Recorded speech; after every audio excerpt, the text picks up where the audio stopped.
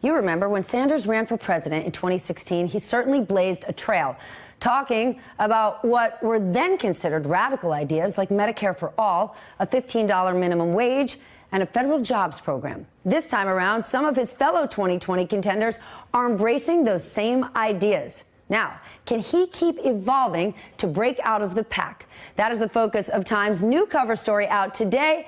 The piece asks, quote, Sanders has already changed the game.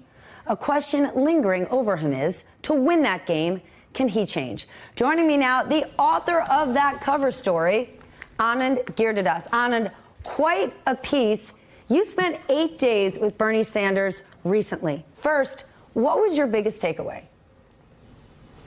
I think, more than spending time with him, it was spending time with the crowds that he was attracting. We went to a small town in Iowa where there were 200 some people in that town, and all 200 came to the event.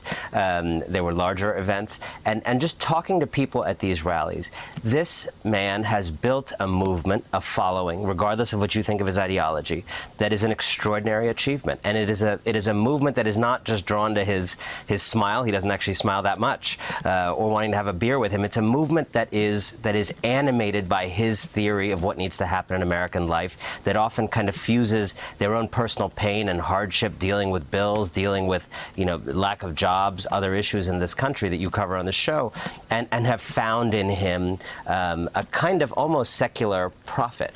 The other thing that struck me is that this is someone who, having spent 40 years leading up to this moment, 40 years saying many of the same things, beating the same drums, not being listened to for most of those 40 years, and then suddenly being listened to a lot in the last few years, is someone who has a lot of the personality traits of the activist, the gadfly, the person who feels they can't get no respect. And he's skeptical of the media. He trusts his closest advisors and not that many other people. And he has a kind of gruff, curmudgeon-y side that is, of course, well known. And I think one of the questions is, how can he go beyond the diehards that he's done a fantastic job gelling, and many of whom are back with him this time around? But how can he grow and expand and hold his nose and do some of the things he doesn't like to do, shake hands a little more, do selfies, but also the more substantive things, reach out on issues of race and gender where he's been maybe a little bit tone deaf? Then how can he evolve even at this stage in his life? Then do you see any crossover, at least in those who are at his events, who kind of look and sound like Trump supporters? When you say he attracts those who feel like they're struggling to be heard and get their bills paid and their voices heard, that sounds like a Trump voter. And that message of economic populism is one that the president actually used in 2016.